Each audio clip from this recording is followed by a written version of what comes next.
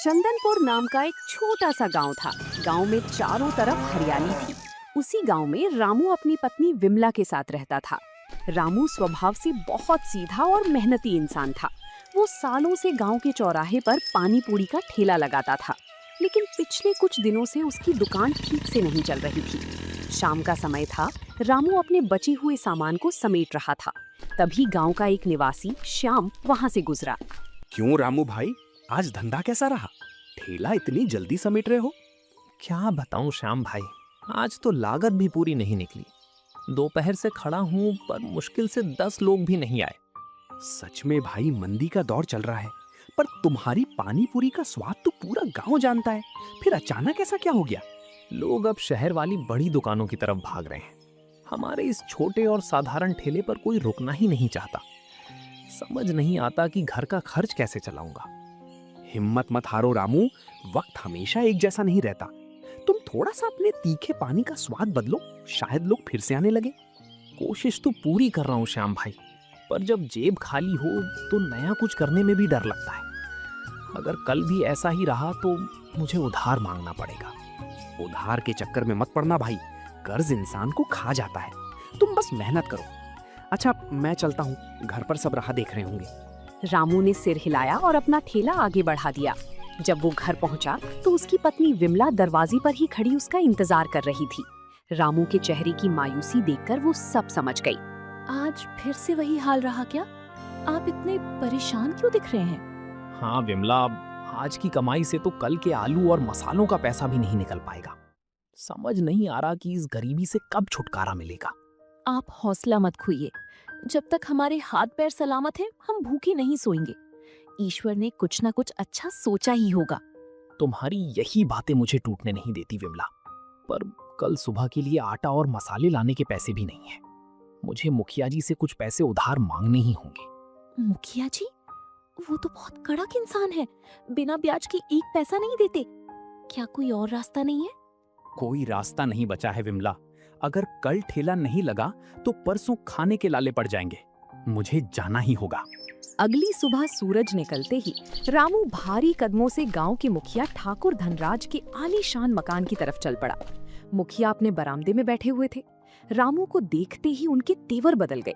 अरे रामू, आज सुबह सुबह यहाँ कैसे आना हुआ? अपनी पानी पूरी का ठेला छोड़ हमारे घर का रास्ता कैसे याद आ गया? प्रणाम मुखिया जी। वो असल में थोड़ी मदद चाहिए थी। पिछले कुछ दिनों से धंधा बिल्कुल मंदा है। घर में राशन के भी पैसे नहीं बचे। अच्छा, तो पानी पूरी वाले की गाड़ी की हवा निकल गई? साफ साफ कहो कि पैसा उधार चाहिए। कितना चाहिए तुम्हें? जी, सिर्फ 500 रुपए मिल जाते तो मैं आज के लिए सामान खरीद लेता। जैसे ही कमाई होगी मैं आपके पैसे लौटा दूंगा। देख रहा हूं, 500 रुपए तो मिल जाएंगे, लेकिन मेरी एक शर्त होगी। कैसी शर्त मुखिया जी? अगले महीने की पहली तारीख तक तुम्हें मुझे पूरे 700 रुपए वापस करने होंगे। और अगर तुम नहीं दे पाए तो तुम्हारा ये पानी पूरी का ठेला मेरा हो जाएगा और फिर तुम मेरे खेतों में बंधुआ मजदूर बनकर काम करोगे। रामू के पैरों तले जमीन खिसक गई। वो ठेला ही उसकी जिंदगी का एकमात्र सहारा था। उसने कुछ पल सोचा, लेकिन घर की स्थिति याद आते ही उसने भारी मन से हामी भर दी। ठीक है मुखिया जी, मुझे आपकी शर्त मंजूर है। मुझे पूरा भरोसा है कि मेरी मेहनत बेकार नहीं जाएगी। ये लो पैसे। याद रखना रामू, धनराज की जुबान और शर्त कभी नहीं बदलती। वक्त पर पैसा नहीं आया तो ठेला मैं खुद उठवा लूंगा। रामू ने पैसे उठाए और वहां से तुरंत बाजार की तरफ भागा। उसने अच्छे किस्म के आलू, पुदीना, इमली और मसाले खरीदे। दोपहर तक वो अपने ठेले पर पहुंच गया। वो पूरी जोश के साथ पानी पूरी तैयार करने लगा। तभी उसका पुराना दोस्त मंगल वहां आया। वाह रामू भाई, आज तो बड़े जोश में मसाले कूट रहे हो। क्या बात है, कहीं से कोई बड़ा ऑर्डर मिला है क्या? ऑर्डर नहीं भाई, आज मेरी जिंदगी की परीक्षा है। मैंने मुखिया जी से उधार लिया है। अगर ये पानी पूरी आज नहीं बिकी तो मेरा सब कुछ छिन जाएगा। क्या? मुखिया से उधार? तुमने बहुत बड़ा जोखिम उठा लिया रामू। वो इंसान किसी का सगा नहीं है। जानता हूं मंगल भाई, पर मेरे पास कोई और उपाय नहीं था। आज मैंने पानी में कुछ खास देसी जड़ी बूटियां और नए मसाले मिलाए हैं। देखना, आज जो भी खाएगा वो उंगलियां चाटता रह जाएगा। चलो, तुम्हारी ये हिम्मत देखकर अच्छा लगा। भगवान करे आज तुम्हारी सारी पानी पूरी बिक जाए। लो, पहला ग्राहक मैं ही बनता हूँ, मुझे एक प्लेट खिलाओ। रामू ने मुस्कुराते हुए मंगल को पहली पानी पूरी खिलाई। मंगल ने जैसे ही उसे मुंह में डाला, उसकी आंखें खुली की खुली रह गई। स्वाद सचमुच लाजवाब था। अरे भाई रामू, ये तुमने क्या जादू कर दिया? ऐसा स्वाद तो मैंने अपनी पूरी जिंदगी में कभी नहीं चखा। सच कह रहे हो मंगल भाई? तुम्हें सच में पसंद आया या सिर्फ मेरा दिल रखने के लिए बोल रहे हो? अरे सच कह रहा हूँ भाई, इस पानी में जो तुमने पुदीने और सूखी इमली के साथ वो गुप्त मसाला मिलाया है, उसने तो कमाल ही कर दिया। तीखापन भी है, खट्टापन भी है और एक अनोखी खुशबू भी है। तभी चौराहे से गांव के दो और लोग, सुधीर और रमेश, वहां से गुजरे। मंगल को मजे से पानी पूरी खाते देखकर वे दोनों भी ठेले के पास रुक गए। क्यों मंगल भाई, अकेले अकेले ही स्वाद ले रहे हो? रामू के ठेले पर आज कुछ खास बना है क्या? अरे सुधीर भाई, पूछो मत। आज रामू ने जो पानी पूरी बनाई है, उसे खाकर आत्मा तृप्त हो गई। तुम दोनों भी एक बार आजमा कर देखो। पर रामू की पानी पूरी तो हमेशा जैसी ही साधारण होती है, इसमें ऐसा क्या अलग होगा? रमेश भाई, एक बार खाकर तो देखिए। अगर पसंद ना आए तो पैसे मत देना, ये मेरा वादा है। चलो भाई, जब मुफ्त का चैलेंज मिल रहा है तो एक प्लेट लगा ही दो रामू। रामू ने जल्दी से फुल्की में आलू भरा और उसे ठंडे तीखे चटपटे पानी में डुबोकर सुधीर के दोने में रख दिया। सुधीर ने जैसे ही उसे खाया, वो दंग रह गया। उसने तुरंत रमेश की तरफ देखा। रमेश, जल्दी खा। रामू ने सच में कोई जादुई मसाला तैयार किया है। ऐसा तीखा पानी मैंने शहर के बड़े से बड़े बाजार में भी नहीं पिया। वाह, सच में लाजवाब है। रामू भाई, एक प्लेट और लगाओ, मिर्च थोड़ी तेज रखना। धीरे धीरे वहां लोगों की भीड़ जुटने लगी। जिसने भी एक पानी पूरी खाई, वो वहीं का होकर रह गया। शाम होते होते रामू के ठेले के आसपास पूरा गांव इकट्ठा हो गया था। सूरज ढल चुका था, लेकिन रामू के ठेले पर रौनक कम होने का नाम नहीं ले रही थी। गांव के लोग लाइन लगाकर अपनी बारी का इंतजार कर रहे थे। रामू के दोनों हाथ फटाफट चल रहे थे, लेकिन उसका चेहरा थकान के बावजूद चमक रहा था। रामू भाई, थोड़ा पानी और देना। इस पानी को पीकर तो पेट भर जाता है, पर मन नहीं भरता। लीजिए भाई साहब, जितना मन करे उतना पीजिए। आप लोगों का प्यार ही मेरी असली कमाई है। उसी भीड़ में दूर खड़ा गांव का एक दूसरा दुकानदार सुखिया ये सब देख रहा था। सुखिया चौराहे पर चाट और समोसे की दुकान चलाता था। उसके यहाँ हमेशा भीड़ रहती थी, लेकिन आज उसकी दुकान पूरी तरह खाली थी। उसके अंदर ईर्ष्या की आग सुलगने लगी थी। इस रामू के पास अचानक इतनी भीड़ कहाँ से आ गई? लोग मेरे गर्मा गर्म समोसे छोड़कर इसके खराब पानी को पीने के लिए लाइन लगा रहे। सुखिया से रहा नहीं गया और वो भीड़ को चीरता हुआ रामू के ठेले के पास पहुंच गया। उसने रामू के तीखे पानी के बर्तन को घूर कर देखा। अरे ओ रामू, ऐसा क्या मिला दिया है इस पानी में? कहीं लोगों को बीमार करने की कोई दवा तो नहीं डाल दी? इतनी भीड़ तो कभी नहीं देखी यहाँ। अरे सुखिया भाई, जलन अच्छी बात नहीं है। रामू ने अपनी मेहनत से ये स्वाद तैयार किया है। तुम भी एक बार चक्कर देखो, अपनी दुकान के समोसे भूल जाओगे। चुप रहो मंगल, मुझे इसके ठेले का कचरा खाने की जरूरत नहीं है। मुझे तो दाल में कुछ काला लगता है। कल तक तो दाने दाने को मोहताज था और आज अचानक इसके पास जादुई मसाला आ गया। सुखिया भाई, मैंने इसमें कोई गलत चीज नहीं मिलाई है। ये बस शुद्ध मसालों और मेरी किस्मत का खेल है। अगर आपको कोई शक है तो आप खुद इसकी जांच कर सकते हैं। जांच तो मैं करवाऊंगा ही। अगर किसी की तबीयत खराब हुई तो सबसे पहले मैं ही मुखिया जी को बुलाकर लाऊंगा, याद रखना। सुखिया पैर पटकता हुआ अपनी दुकान की तरफ लौट गया। रामू का मन थोड़ा उदास हुआ, लेकिन ग्राहकों के प्रोत्साहन ने उसका हौसला फिर बढ़ा दिया। रात के 9 बजे तक रामू का सारा सामान खत्म हो चुका था। उसकी जेब आज नोटों से भरी हुई थी। वो खुशी खुशी अपने घर की तरफ रवाना हुआ, जहाँ विमला उसका इंतजार कर रही थी। उसने आंगन में ठेला खड़ा किया और सीधे अंदर गया। रामू ने जेब से पैसों की गड्डी निकाली और विमला के हाथ में रख दी। अरे इतने सारे पैसे! रामू, कहीं तुमने मुखिया जी से और ज्यादा उधार तो नहीं ले लिया? नहीं विमला, ये उधार के पैसे नहीं बल्कि आज की कमाई है। आज हमारा ठेला ऐसा चला कि रात 9 बजे तक एक बूंद पानी भी नहीं बचा। सच में? हे ईश्वर, आपका लाख लाख धन्यवाद। मुझे पता था कि आपकी मेहनत एक दिन रंग जरूर लाएगी, पर अचानक ऐसा क्या हुआ? मैंने आज पानी में कुछ नए मसालों का मिश्रण डाला था। गांव वालों को उसका स्वाद इतना भाया कि लोग लाइन लगाकर खड़े थे। ये तो बहुत अच्छी बात है। लेकिन रामू, जब इंसान तरक्की करता है तो दुनिया में जलने वालों की कमी नहीं होती। आप थोड़ा संभल कर रहिएगा। तुम चिंता मत करो विमला, जब तक मैं ईमानदारी से काम कर रहा हूँ मेरा कोई कुछ नहीं बिगाड़ सकता। चलो जल्दी से खाना लगाओ, सुबह फिर से मंडी जाना है। वहीं दूसरी तरफ गांव के एक सुनसान कोने में सुखिया और मुखिया जी के वफादार आदमी कालू के बीच एक गुप्त मुलाकात हो रही थी। सुखिया का चेहरा ईर्ष्या से लाल था। कालू भाई, तुम्हें बस एक छोटा सा काम करना है। उस रामू की पानी पूरी ने मेरा पूरा धंधा चौपट कर दिया है। बोलो सुखिया भाई, क्या करना है? क्या उसके ठेले को तोड़ दूं या उसे गांव से भगा दूं? नहीं, ऐसा करने से सब मुझ पर शक करेंगे। तुम्हें बस आज आधी रात को उसके घर जाना है, जहां वो अपना ठेला खड़ा करता है। वहां जाकर उसके पानी के बर्तनों में ये कड़वा और बदबूदार तेल मिला देना है। समझ गया। सुबह जब वो पानी बनाएगा तो उसका स्वाद इतना गंदा हो जाएगा कि लोग थूकने लगेंगे। उसका नाम और धंधा दोनों एक झटके में खत्म। बिल्कुल सही। और जब लोग उसकी शिकायत करेंगे तो मुखिया जी खुद उसका ठेला जब्त कर लेंगे। फिर न रहेगा बांस, न बजेगी बांसुरी। कालू ने सिर हिलाया और रामू के घर की तरफ निकल गया। सुखिया मन ही मन रामू की बर्बादी का जश्न मनाने लगा। अगली सुबह रामू हमेशा की तरह जल्दी उठा। वो बहुत उत्साहित था। उसने मंडी से ताजा पुदीना और मसाले लाकर रख दिए थे। विमला रसोई में आलू उबाल रही थी। रामू अपने बर्तनों को साफ करने के लिए जैसे ही ठेले पर गया, उसे कुछ अजीब सी गंध आई। ये कैसी अजीब सी महक है, जैसे कोई खराब तेल गिरा हो। विमला, तुमने यहाँ कुछ फेंका था क्या? नहीं तो, मैंने तो वहाँ कुछ नहीं फेंका। क्या हुआ? रामू ने जब पानी बनाने वाले बड़े पीतल के बर्तन को उठाया तो देखा कि उसके अंदर एक अजीब सा काला गाढ़ा तेल चिपका हुआ था। उसने बर्तन को सूंघा और तुरंत पीछे हट गया। अरे नहीं, ये तो वही गंदी महक है। किसी ने रात में मेरे बर्तनों में कोई खराब तेल मिला दिया है। ये बर्तन पूरी तरह खराब हो चुका है। हे भगवान, ये किसका काम हो सकता है? कल ही तो आपने इसे अच्छे से धोकर रखा था। अब आज पानी कैसे बनेगा? ग्राहक आने वाले होंगे। ये जरूर किसी जलने वाले का काम है। वो चाहता है कि मैं आज धंधा ना कर पाऊं ताकि मुखिया जी का कर्ज ना चुका सकूं। अब हम क्या करेंगे रामू?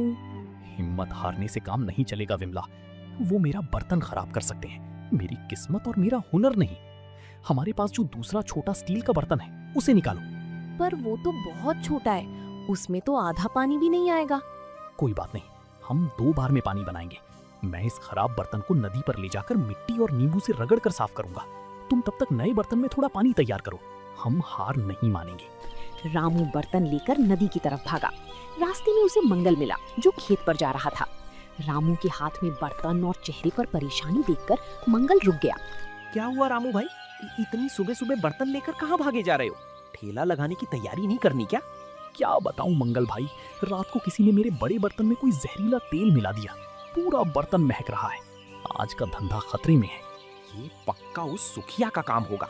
कल वो बहुत जल रहा था। तुम फिक्र मत करो रामू, मैं तुम्हारे साथ नदी पर चलता हूँ। हम दोनों मिलकर इसे अभी साफ करते हैं। उस सुखिया की साजिश को हम कामयाब नहीं होने देंगे। दोनों दोस्त तेजी से नदी की तरफ बढ़ गए। रामू के दिल में डर जरूर था, लेकिन मंगल का साथ पाकर उसका हौसला बढ़ गया था। नदी के किनारे रामू और मंगल ने मिलकर मिट्टी और नींबू से उस पीतल के बर्तन को इतनी बुरी तरह रगड़ा कि वो चांदी की तरह चमक उठा। बर्तन से वो गंदी महक पूरी तरह गायब हो चुकी थी। रामू तुरंत घर भागा और विमला के साथ मिलकर दुगने जोश से तीखा पानी और आलू का मसाला तैयार किया। दोपहर को वो सही समय पर चौराहे पर पहुंच गया। वहां सुखिया अपनी दुकान के बाहर खड़ा होकर मुस्कुरा रहा था। उसे लग रहा था कि आज रामू आएगा ही नहीं।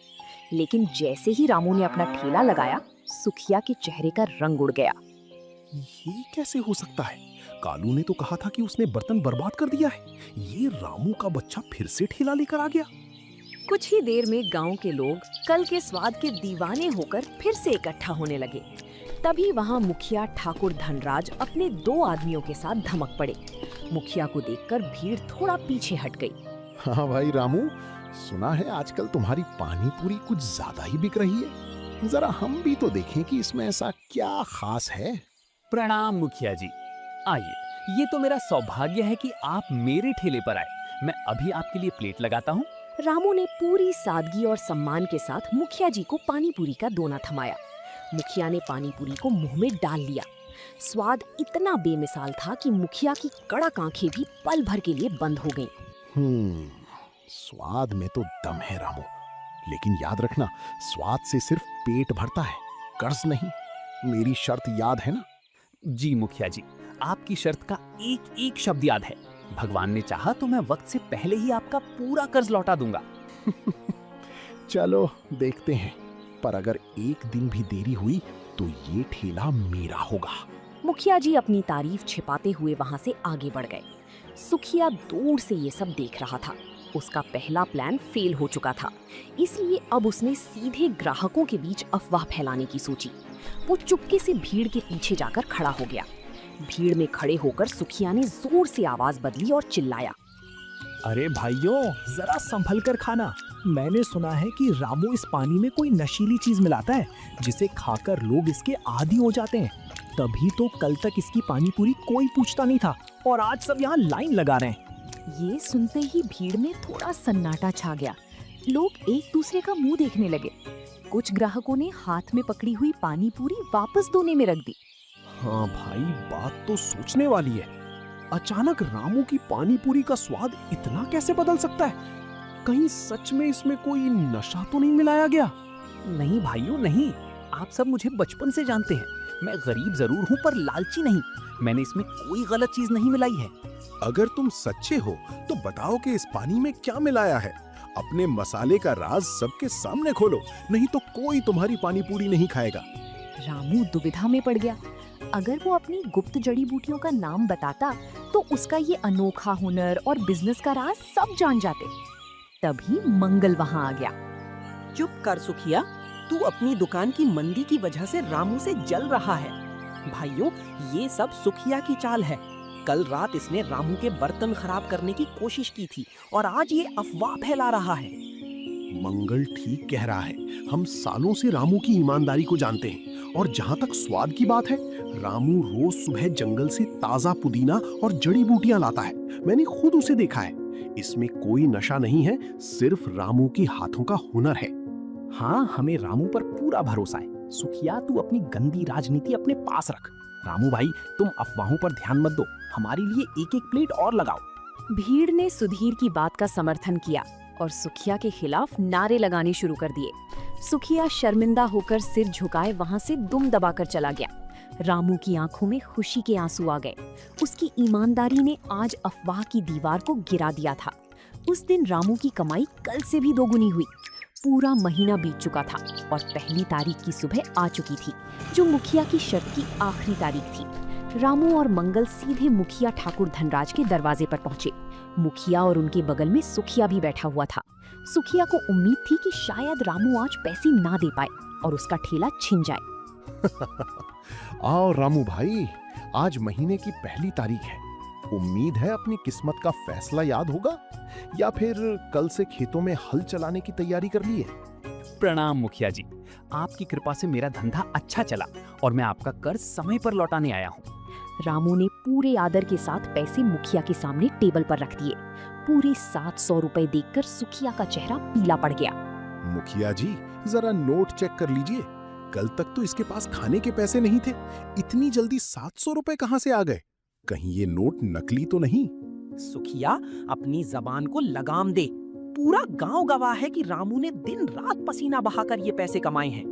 चुप बैठो सुखिया, नोट बिल्कुल असली हैं। रामू, तुम्हारी ईमानदारी और मेहनत देखकर मुझे मानना पड़ेगा कि तुम अपनी जुबान के पक्के निकले। ये सब आपकी ही वजह से हुआ है मुखिया जी। अगर उस दिन आपने मुझे उधार ना दिया होता तो आज मेरा परिवार भूखा सो रहा होता। आपका बहुत बहुत धन्यवाद। मुझे धन्यवाद मत दो रामू, ये तुम्हारी मेहनत का फल है। आज से तुम्हारा ठेला पूरी तरह तुम्हारा है। और सुखिया, अगर अगली बार तुमने रामू के काम में कोई रुकावट डालने की कोशिश की तो मुझसे बुरा कोई नहीं होगा। सुखिया ने डर के मारे अपना सिर झुका लिया और वहां से चुपचाप खिसक गया। कर्ज से मुक्त होने के बाद रामू के काम में और भी ज्यादा बरकत होने लगी। अब वो चटपटे पानी पूरी वाले के नाम से मशहूर हो चुका था। कुछ ही हफ्तों बाद रामू ने अपनी बचत के पैसों से चौराहे पर ही एक छोटी सी पक्की दुकान किराए पर ले ली। आज उस दुकान का उद्घाटन था। गांव के सभी गणमान्य लोग वहां मौजूद थे। रामू, देखिए, आज पूरा गांव हमारी खुशी में शामिल होने आया है। कभी हमारे पास मसालों के पैसे नहीं थे और आज भगवान ने हमें अपनी दुकान दे दी। ये सब तुम्हारी दुआओं और गांव वालों के भरोसे का नतीजा है विमला। मैंने कभी नहीं सोचा था कि मेरा ये छोटा सा हुनर मुझे यहाँ तक पहुँचाएगा। तभी मंगल और सुधीर दुकान के अंदर आए। बधाई हो रामू भाई, अब तो तुम बड़े दुकानदार बन गए हो। अब हमें पानी पूरी के लिए धूप में खड़े होकर इंतजार नहीं करना पड़ेगा।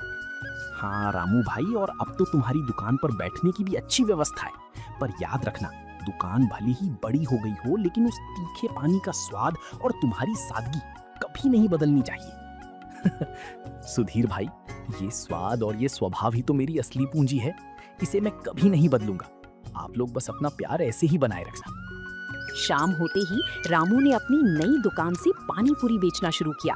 देखते ही देखते दुकान के बाहर उत्सव जैसा माहौल बन गया। रामू और विमला ने मिलकर हर ग्राहक का स्वागत किया। तो दोस्तों, आप लोगों को ये कहानी कैसी लगी? कमेंट करके जरूर बताएं और ऐसी कहानियों को देखने के लिए वीडियो को लाइक करें और चैनल को सब्सक्राइब करें।